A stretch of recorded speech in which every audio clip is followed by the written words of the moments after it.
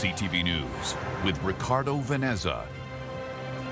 Good evening and thank you for joining us. Ricardo is off tonight. Council representation for Amherstburg residents was on the agenda tonight. A motion before council explored developing wards for each member of council. CTV's Robert Lothian is back from Amherstburg and joins us this hour. Robert. Yeah, Stefanie, Amherstburg residents are currently served by 5 town-wide councillors, a mayor as well as a deputy mayor. Now, a proposal from Mayor Michael Prue asked for an outline to elect 5 representatives for 5 new wards. It's important to have a local person who you can hold accountable. And then if that person is not accountable to your board, it's easy to get rid of that person. Prue's motion proposed $50,000 for a consultant to establish those wards. Despite support for a ward system overall, council voted 6-1 against the mayor's motion. Many fear of rushing the process and paying for a study that does not provide enough feedback. During the 2022 election, residents narrowly voted in favor of wards, but due to low voter turnout, the results were not binding. Council also voted against a separate motion to put the ward system on the ballot in 2026. I'm not sure what would really change if it wasn't a ward system. So we've been operating this way for a few decades since amalgamation now, over 20 years, close to 30. And I don't want to spend taxpayers' money on another study when we saw that the results were very split. A big factor in passing on the ward system is the fading council term. Voters will return to the polls for municipal elections in fall of 2026. So tonight, many councillors feel this decision must be left to that next set of elected officials. Stefanie. Okay, Robert with our top story tonight. Thank you, Robert. Erie Shores Healthcare is cutting their wait times for seeing an ER doctor, being admitted to hospital and going home sooner. How have they done it? By being hyper-focused on data. CTV's Michelle Masotti explains. More diagnostics. We've had 30% higher throughput. Faster access to a doctor. We've dropped that just within the last 6 weeks to 3.5 hours. And less idle bedtime. We've gotten that down to we've seen about a 6-hour reduction. Erie Shores Healthcare has implemented 2 new programs and an entire unit to try to make their whole hospital more efficient. And it all starts here at the emergency department. Physicians should see a patient within about 3 hours of arrival. Here at Erie Shores, we were sitting at about 6.5 hours, which is not ideal. So ER docs were asked to take an efficiency training course. 70% are done, with more signing on every day. One of the lessons, something called batching patients. Going to see 2 to 3 patients in a batch and then coming in to putting those orders in and putting the greatest amount of effort into the first 4 hours of your shift. Because when you look at what's required, and we talked about diagnostic imaging, it often takes a few hours to have that testing return. They also use surge data to schedule doctors to be here when they traditionally see an influx of patients. And their computers will warn doctors if it's been more than 3 hours since they last checked on their patients. I'm seeing 20% more patients per shift. And those patients who require diagnostic imaging are getting into a suite faster. 30-minute blocks of time are reserved just for ER patients. We need to determine if someone can safely go home or not. And unless I have that, which is one of the most complex items that can be done within the emergency room system, having that imaging done, I don't know what to do. I need to have that information to make a decision. Officials say they've doubled the capacity here in the last 2 years by matching staffing with predicted surges and running the CT suite 24/7. We've seen a 20% decrease in the wait that an ER patient is waiting for their diagnostics. The other bottleneck in the system is bed availability. We probably had 3 occurrences last year where our ER was in what we call gridlock. Meaning there were no free beds in the ER for a doctor to assess a new patient. It's a weight on your shoulders when you walk in and you see on the board, admit no bed, admit no bed. And you're wondering, where am I going to see patients? Michelle Masotti, CTV News. Prostate cancer is the most commonly diagnosed cancer among Canadian men, with 1 in 8 expected to face it in their lifetime. And tonight, that statistic hits close to home. A personal health battle is bringing a sudden and sobering change at City Hall, at least for now. CTV's Bob Belichico sits down with Windsor's Mayor Drew Dilkens. I consider myself one of the lucky ones that I've been diagnosed early. 3 years ago, Mayor Drew Dilkens visited the family doctor for his annual physical. With a history of prostate cancer in the family, the doctor suggested getting a baseline number. If you have no cancer, it should be 0. And so the fact that it even showed something raised some eyebrows and said, okay, well, let's monitor this. 6 months later, the numbers rose slightly, at which point Dilkens was referred to a urologist who continued testing prostate-specific antigen levels, or PSAs, twice a year. I'll tell you, some of the tests, the number went up, sometimes it went down, right? And so it wasn't obvious out of the gate that there was anything absolutely wrong. Fast forward to earlier this year, the number had gone up again, prompting an MRI which showed growth in the mayor's prostate. Of 12 samples taken during the biopsy, 7 showed signs of intermediate stage cancer. There was a point, you know, in the conversation where you start not hearing what he's saying. He's speaking, I know he's speaking, but I'm not capturing anything that he's putting out. For privacy's sake, Dilkens has chosen to have surgery to have it removed in London later this week. He hopes this story will serve as a reminder to men in our community the importance of getting tested. Thank God my family doctor checked the box to get a baseline PSA number. And had I not had that number, there are no signs and symptoms. I don't feel any different today than I did 4 years ago or 3 years ago. We have a great prognosis. We're doing, the best thing we can do. Get it out and continue on, and we're very blessed that it was caught early. It's Prostate Cancer Awareness Month, and Dr. Raj Goyal believes with an aging population and growing immigration, detection rates could increase. Prostate cancer screening should start at the age of 50. If you do have a positive family history, first-degree relative who has been diagnosed, that screening may start as early as 45. So that needs to be evaluated. Dr. Goyal expects a positive outcome for the mayor and stresses the importance of getting tested, even when there are no symptoms. It's not like eating, too much red meat causes prostate cancer. It's not like, playing hockey will avoid prostate cancer. Unfortunately, it's a disease that can inflict the most healthiest or unhealthiest of men. Bob Belichico, CTV News. To the other big news of the day, a violent crash on Tecumseh Road East Saturday night has left 6 people injured, including 1 in critical condition. It started when 2 vehicles collided. One then crossed the center line and slammed head-on into a third, sparking a fiery scene. CTV's Sanjay Maru brings us the voices of those who ran towards the danger and the rescue they'll never forget. This is crazy, man. Wow, I hope everybody's okay. This is bad, man. Flames shooting into the sky in front of a high school in Windsor after police say 2 vehicles were struck by a pickup truck. I'm sure it will stay with me for the rest of my life. I'll never forget it because it's definitely the worst accident I've ever seen personally anyhow. Robert Dupuis says he was driving home Saturday night when he heard the impact behind him. Almost immediately, he says, smoke filled the sky. I threw the car in park and they jumped out of the car, and then I ran up there and there was some guys, pulling people out of the vehicles. One of those men was Nico Varelli. I just sprinted across the street.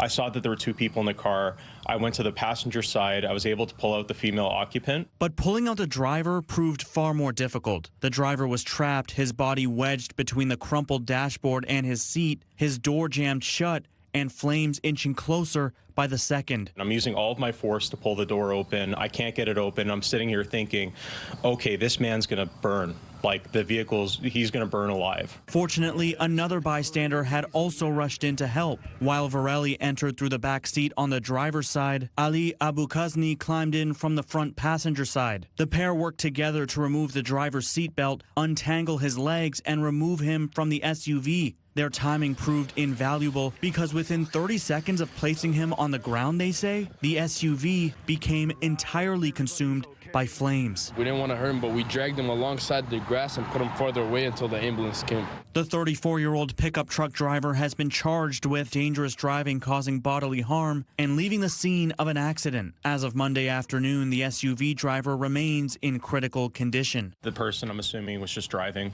just enjoying their Saturday, and now they're in the hospital in critical condition. So I hope that they survive. That's all I care about. In Windsor, Sanjay Maru, CTV News. And last night, a frightening scene in South Windsor where a car plowed into a restaurant. I just see the back end of a vehicle, the back end outside and the front and inside the store. Glass all over the place, shattered into the store and stuff. And I'm lucky that, the staff was in the back and doing dishes and stuff. The crash happened around 7:30 at Rose City Grill on Howard near Kenilworth. The owner says the family with 2 kids had been eating at that table just inside but left minutes before the vehicle smashed through. Thankfully, no one was hurt, but there's an estimated $15,000 in damage. The dining room is now closed while repairs are made. Takeout and delivery remain available. With ongoing construction already on Howard Avenue hurting sales, the owner says this is the latest blow.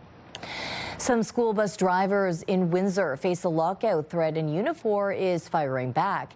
AM800 News reports a first student had told Windsor drivers it will lock out employees on September 15th, accusing Unifor Local 195 of dragging their feet and noting similar wage deals passed in both Sarnia and Chatham. In response, Unifor calls the threat bordering on bad faith bargaining and confirms a 98% strike mandate as wages remain the sticking point. The company moves around 7,000 local students daily and says routes could shift to non-union carriers. Parents and students are directed to the Bus Kids website for any updates. CTV meteorologist Gary Archibald has your full weather details coming up in 2 minutes' time.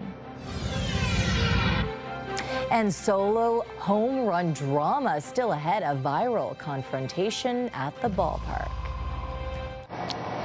Gary joins us now for a full look at the forecast. And Gary, it's looking pleasant for the next couple of days. You're right about that. I think it will be pleasant. It will be seasonal. Temperatures should be within a couple of degrees of daytime highs, although lows might be a bit cooler than what we see here. 13.7, look at this. We got just shy of 9 degrees early this morning, but I think it will be fair throughout the days and evenings. A clear night tonight, a clear morning, a ridge of high pressure is keeping things quiet.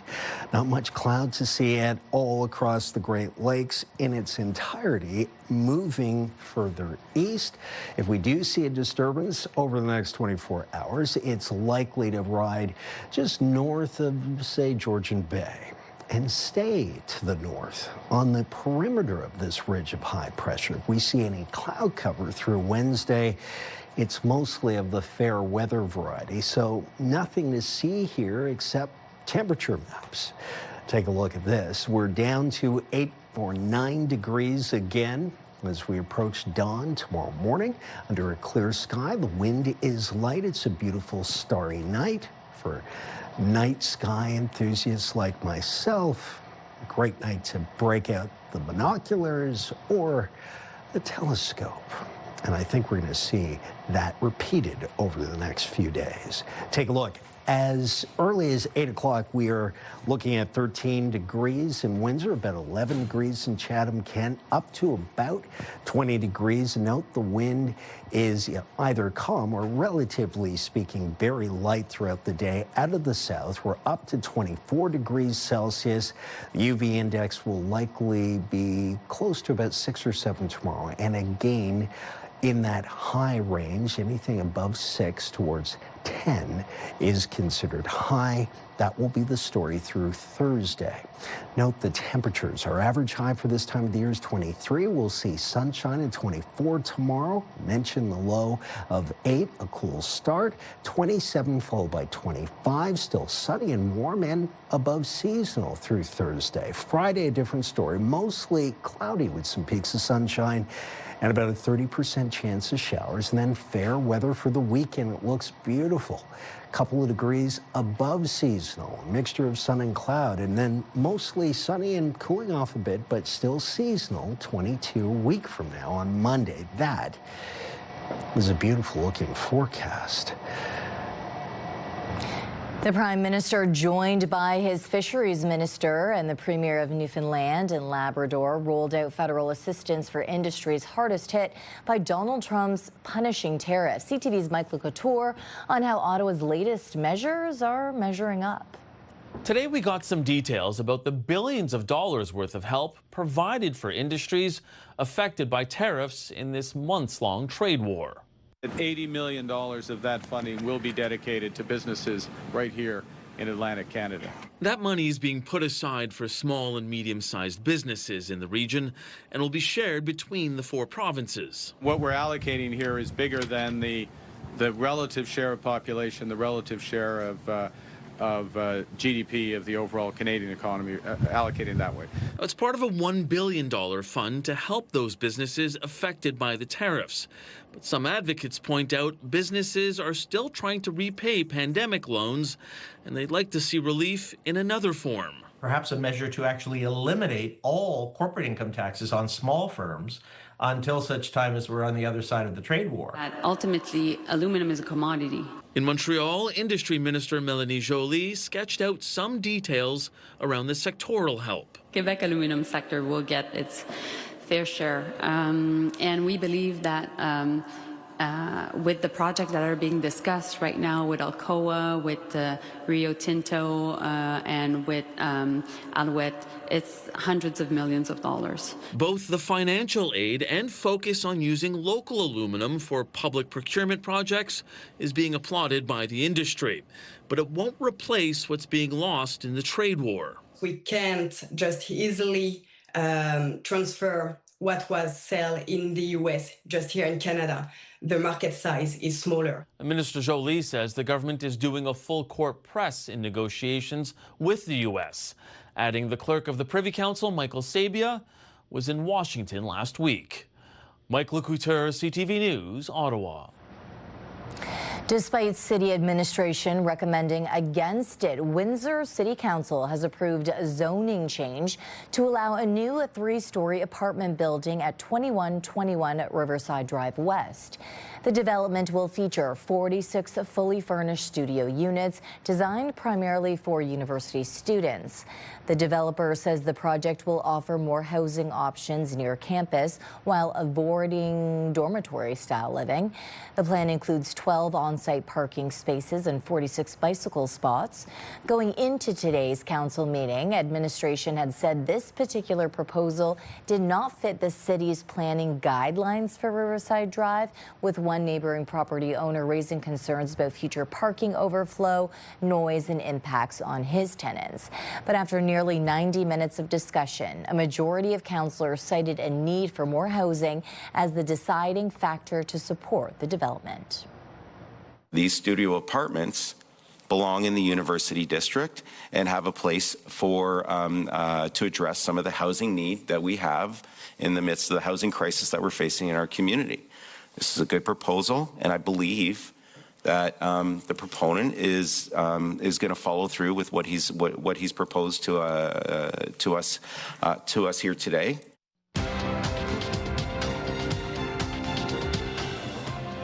Canada's main stock index finished slightly lower amid broad-based losses. In Toronto, the TSX lost 23 points.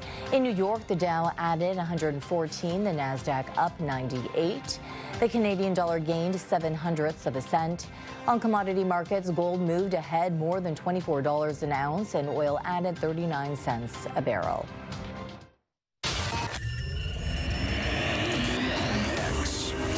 Marks the spot where it all began.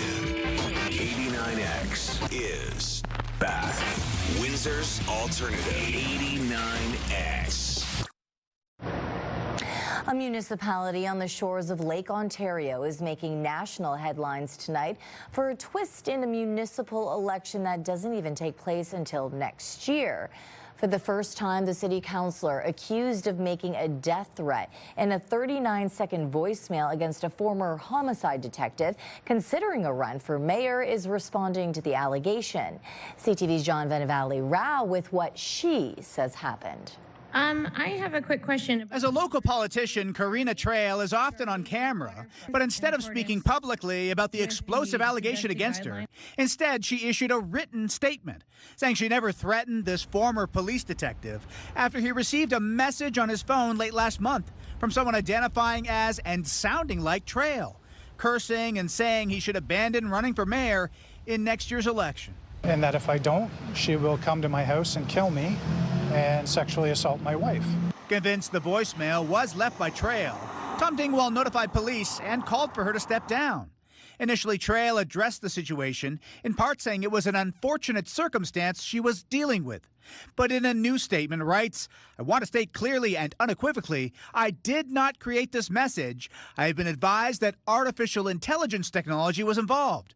Portions of the voicemail were my voice, but other parts were artificially generated. Adding, I have not addressed this issue until now, as we were working to ascertain the source of the message. It is true, replicating a voice using AI has become incredibly easy by using dedicated websites or downloading software and providing a sample of the person's voice. The tools nowadays, with around 20 seconds worth of voice, you can do an awfully good job. Any public figure has no hope of protecting their voice. Clarington's mayor says because the matter is under police investigation, he can't really comment. He says Trail did not appear at a council meeting this morning and that the matter has been a distraction. It's not helpful to public's confidence in the system at all. So a distraction, yes. All-consuming, no. Trail says she is cooperating with the investigation and plans to stay on as councilor. Meanwhile, it's not clear whether police are looking into whether AI was involved, as they are currently not commenting on the case. John Venevali-Rao, CTV News, Clarington, Ontario. Discussion here at Windsor City Hall. Windsor's top stories. A major project is about to get underway. Breaking news alerts. Severe weather is a possibility. And watch live. Good evening and thank you for joining us. Download the CTV News app.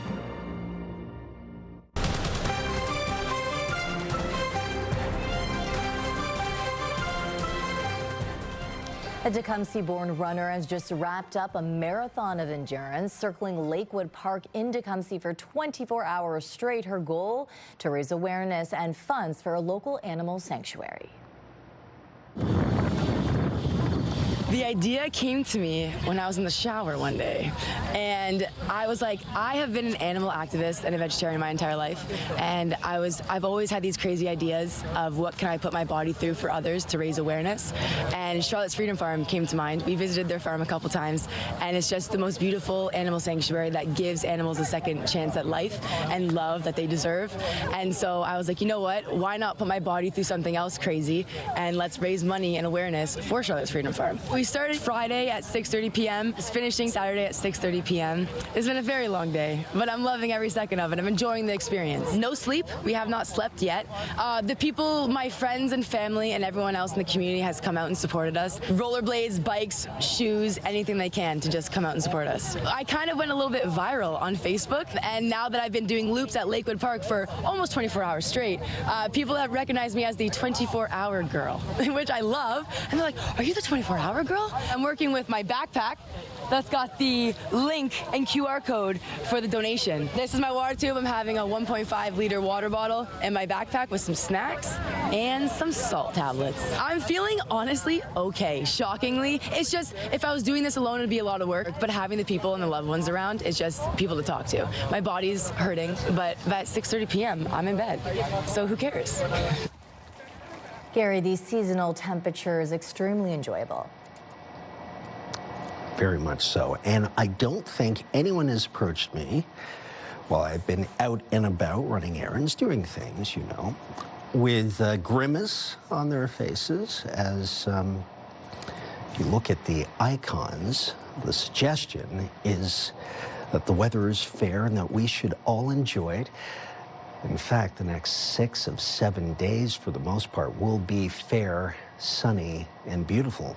There's a trend towards Temperatures near 25 degrees Celsius or slightly above. As we approach Wednesday through Thursday, might see a shower on a bit more of a cloudy day on Friday, and then Saturday, Sunday look good. Remember, the average high for this time of year is 23. We could see 27. Some models have Friday or Saturday at 29. Imagine that. Wherever you are, enjoy a good night's rest and your weather, no doubt. A Phillies fan gave his son a home run ball during Friday's game, but was then angrily confronted by another fan, claiming the ball was hers. Their interaction and the fallout has gone viral. NBC's Brian Sheehan spoke with the father and son. Drew felt well describing the now viral and highly unusual situation he and his family found themselves in Friday night. It all started when Phillies player Harrison Bader hit a solo home run ball in the fourth inning during the game in Miami against the Marlins. And I walked down a couple seats and it fell and kind of bobbled between the two armrests. And I picked it up. And as I was pulling away, two other hands came. And I mean, I didn't really care at that point. I just walked away and held the ball up high and put it in Lincoln's glove. The South Jersey native telling NBC 10 in this exclusive interview that he felt like super dad after he got the ball. He took his family to that particular game, hoping to catch a home run ball for his son Lincoln's birthday this week. I thought I had accomplished this great thing, and putting in his glove meant a lot. NBC Sports Philadelphia cameras capturing it all and airing it on live TV. But the heartwarming moment was very short-lived because just as Drew embraces Lincoln, a woman in Phillies gear runs up to them and puts her hand on Drew's arm, startling him. And then she's like, "That's my ball. You stole it out of those are from our seats." And I said, "There was nobody in that seat." The two go back and forth before Drew eventually decides to take the ball out of his son's glove and give it to the woman, who takes it with her to her seat the next section over. The boos started, and they were very intense. Once it got going, you could feel the depth of how many boos from the stadium. I wasn't very happy that we had to give it to her. The incident quickly went viral and was the topic of conversation on social media over the weekend. Every moment around my kids is a potential teaching moment. This dad says despite everything that happened, the night was still a success and ended with an opportunity of a lifetime, a chance to meet Harrison Bader, who gave Lincoln a signed bat. It was very, very fun getting to meet Bader. It worked out. You got a signed bat. That's your news for tonight. Thank you for joining us. See you right back here tomorrow.